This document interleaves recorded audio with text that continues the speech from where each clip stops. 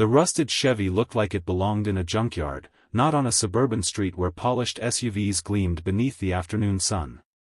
Its faded blue paint peeled like old scars, the doors creaked with every movement, and the engine coughed like it was begging for mercy. People slowed down just to stare at it. Some laughed openly. Others shook their heads in pity. But for Daniel Harper, that broken old car was the only thing standing between his son and another night sleeping in fear.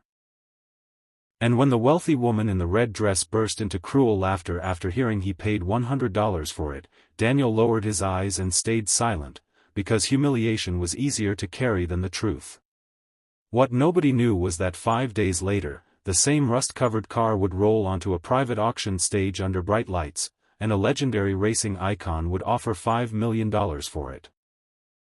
Before we continue, if you believe kindness matters more than appearances, and that second chances can change lives, make sure to like this video, comment where you're watching from, share this story with someone who needs hope today, and subscribe to Ever Kind Stories for more emotional journeys that stay with your heart long after the video ends. Daniel Harper had once been the kind of man people admired without question. He worked as a mechanic in a small garage on the edge of town, the type of place where old country music played softly through dusty speakers while customers drank burnt coffee from cracked paper cups. He wasn't rich, but he had enough. A modest house. A loving wife named Emily. A little boy named Noah who followed him around with tiny toy wrenches and endless curiosity. Daniel believed life would stay simple forever. But life rarely asks permission before it changes everything. Emily got sick slowly at first. Fatigue. Fainting spells. Endless hospital visits. The diagnosis arrived like a hammer to the chest, an aggressive illness that consumed their savings, their peace, and eventually her life. Daniel watched the woman he loved fade away in a hospital bed while machines beeped around them like cruel countdowns. The night she passed away, Noah clung to his father's shirt and asked why Mommy stopped smiling. Daniel never truly recovered from that question. Bills piled up after the funeral. Medical debt crushed him. He sold nearly everything they owned just to survive. The house disappeared first. Then his tools. Then Emily's jewelry. Eventually he and Noah ended up renting a tiny room behind a gas station motel on the outskirts of town. The room smelled like mildew and old smoke, but Daniel told Noah it was temporary. Every night he repeated the same promise. Things will get better. But months passed, and life only became heavier. The garage where Daniel worked shut down unexpectedly after the owner suffered a heart attack. Suddenly unemployed, Daniel spent weeks searching for jobs while trying to protect Noah from the growing fear in his own eyes. Employers wanted younger workers, certified workers, faster workers. Daniel was exhausted before every interview even started. One rainy afternoon, after another rejection, he found himself walking through a neglected estate auction on the edge of town. Most people there were collectors searching for antiques or rare valuables. Daniel only came because he heard old tools might be sold cheaply. That's when he saw the car. Buried beneath years of rust and dirt sat a battered 1967 Shelby GT 500. At least, that's what the tiny emblem hinted it might once have been. The body looked destroyed. Tires flat. Windshield cracked. Seats rotten from rain exposure. Nobody gave it a second glance. But Daniel did. Underneath the decay, he noticed something strange. The frame structure was original. The engine compartment had been modified decades earlier with racing components no ordinary owner would install. Hidden beneath layers of corrosion were traces of hand-painted markings. Daniel's mechanic instincts whispered that this car had a story. The auctioneer barely cared about it. Bidding started at $100 because nobody believed it could even move again. Daniel hesitated. $100 was grocery money. It was Noah's winter jacket. It was survival. Yet something in his heart told him not to walk away. So he raised his hand. The hammer dropped. $100. As the old Shelby was hauled onto the street outside, several wealthy attendees smirked at him. But one woman laughed louder than everyone else. Her name was Veronica Hale, a successful real estate investor known around town for flaunting her wealth like a trophy. She wore diamond earrings that sparkled brighter than her smile, and she stared at Daniel like he was entertainment.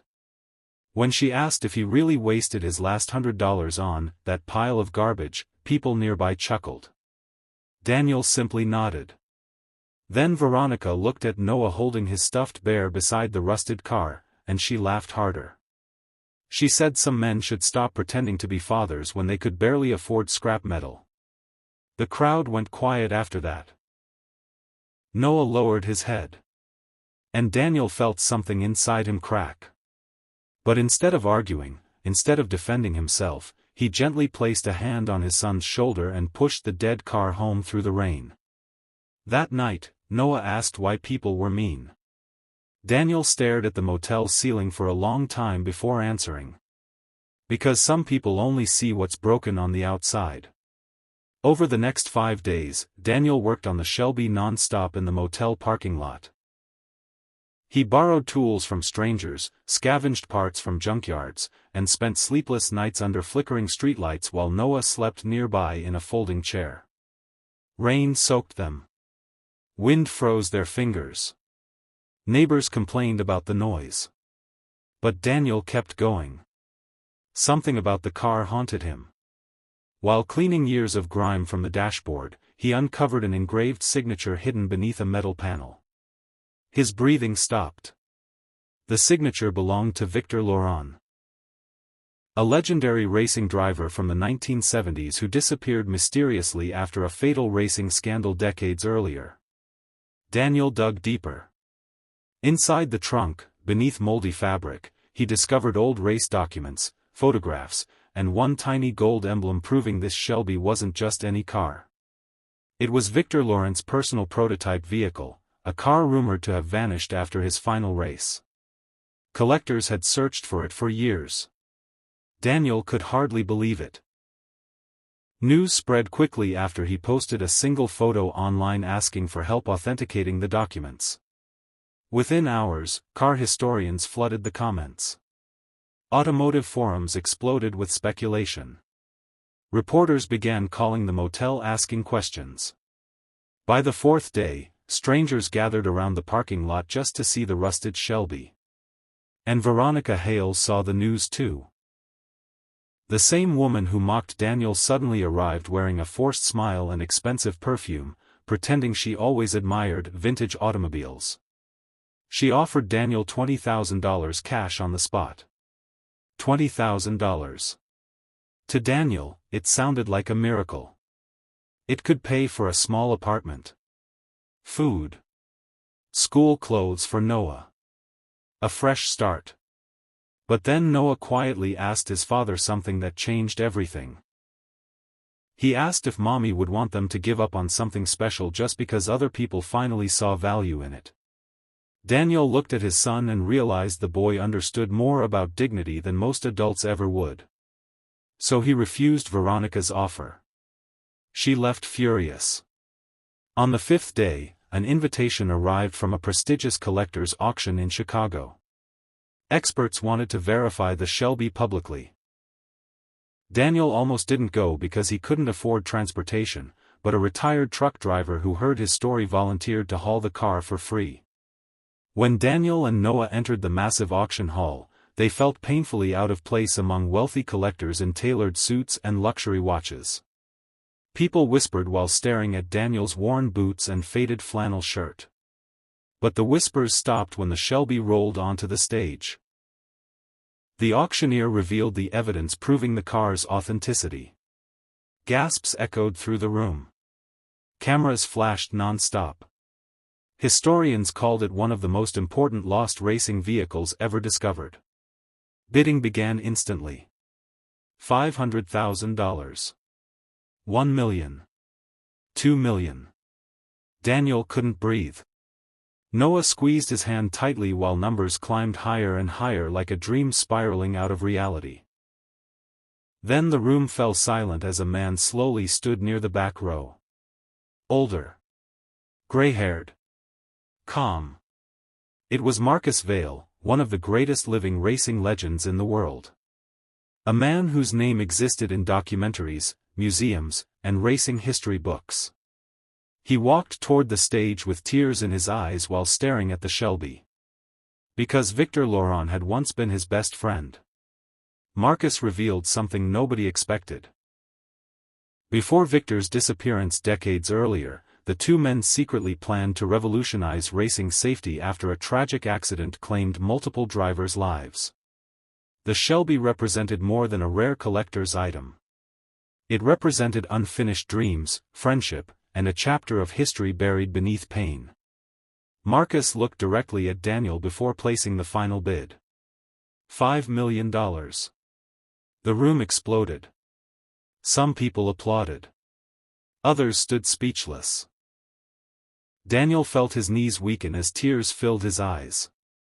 Noah hugged him tightly while reporters surrounded them from every direction. For the first time in years, Daniel no longer saw fear in his son's face. Only hope. But what happened next mattered even more than the money. Marcus approached Daniel privately after the auction and told him something he would never forget. He said the world was full of people who throw away valuable things because they look damaged on the outside. Cars. Dreams. Human beings. Then Marcus handed Noah a small set of restored vintage car keys and told him his father had already won long before the auction started. Because a real man keeps fighting even when life humiliates him. Months later, Daniel bought a modest home with a garage of his own. He opened a small restoration shop where he hired struggling single parents and unemployed mechanics others overlooked. Above the entrance hung a framed photo of the rusted Shelby exactly as it looked the day he bought it for $100. He kept it there as a reminder. Not everything valuable shines immediately. Veronica Hale eventually saw the photo in a newspaper feature about Daniel's new business. The article praised his kindness, humility, and generosity toward struggling families. But what haunted her most wasn't the money he earned. It was the realization that she had laughed at a man carrying invisible pain while still protecting his child from the cruelty of the world. And somewhere deep inside, she understood that poverty had never been Daniel's weakness. Compassion had been his strength all along. Years later, Noah would tell people the story differently than reporters did. He never focused on the $5 million. He never cared about the auction headlines or the famous racing legend. He always remembered the rainy night his father pushed a broken car home after being humiliated in front of strangers, and still found the strength to smile at his son. Because that was the moment Noah learned what true wealth looked like. And if this story touched your heart even a little, take a moment to like the video, leave a comment, and share it with someone who needs hope today. Don't forget to subscribe to Everkind Stories for more emotional stories about resilience, kindness, and the hidden value inside people the world too often overlooks. If you believe in kindness, kindly please subscribe my channel and press the bell icon to get all the notifications. If you like this story, so write a comment below and share with this your friends. Thank you so much for watching.